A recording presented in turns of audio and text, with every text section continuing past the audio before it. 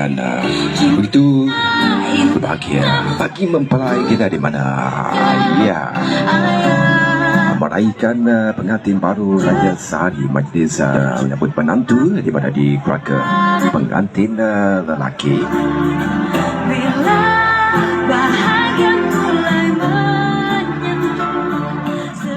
Datin, tuan-tuan dan juga perempuan, tetamu dan juga undangan yang mana hadir bersama di majlis kita pada hari yang cukup bermakna hari ini 11 Februari 2023 bersama di kediaman keluarga pengantin lelaki bagi meraihkan atau majlis menyambut menantu, dan dikabarkan rombongan pengantin perempuan sudah pun tiba dan kita akan sambut ketiban pengantin dan juga rombongan.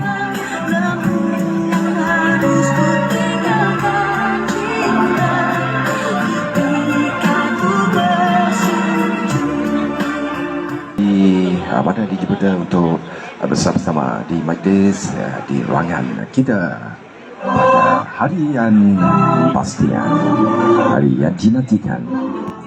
Okey, baik dah buah bau hasilnya rampai kilometer bintang semua mengesyakan nama rajau sudahlah sampai. Selamat datang terucapkan Muhammad sallallahu alaihi wasallam sallallahu alaihi Muhammad. Okey, orang kalau mencala udang petang hari pasang pelita, ia ditunggu sudah pun datang, ia dinanti sudah pun tiba. Okey, pada ketibaan pengantin perempuan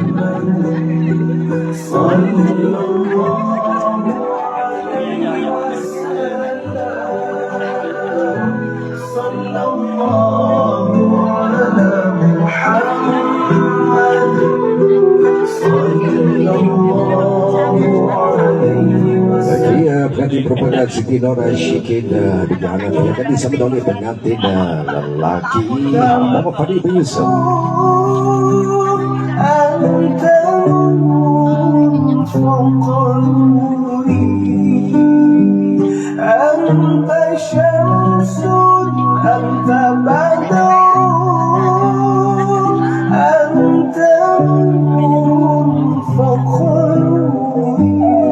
Jadi mempunyai ketibahan pengantin perempuan Siti Nora Syikin binti Hanafi dan juga rombongan.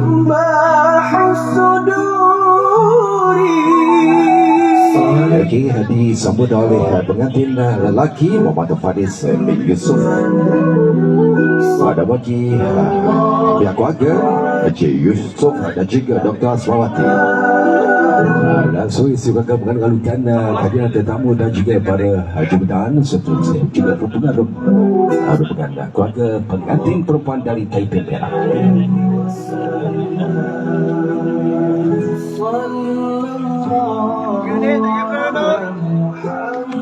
Silakan di mana terima kasih dan juga selamat datang jemput dan juga silakan.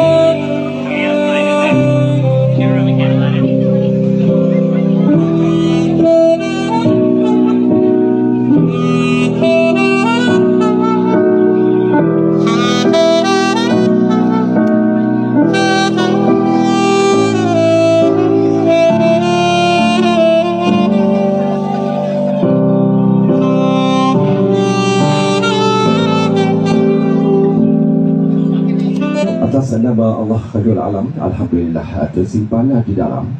Tidak lupa salawat dan salam kita sebarkan kearifan Nabi Muhammad SAW, mahkota dunia di juga alam, yang syafatnya kita harapkan semalam. Untuk para rombongan tetamu dan juga jemputan, silakan mengambil tempat pada kita akan teruskan majlis kita dengan baca doa. Kepada Tuhan hamba menyembah, kepada Tuhan hamba menyerah bagi memohon rahmat dan hidayah serta keberkatan majlis yang kita raikan. Adalah sama-sama kita menandatangan bakul rotan buatan patwa, bakul dijual di pekan tahunan, mendadah tangan mengaminkan doa. Semoga majlis kita dalam keberkatan.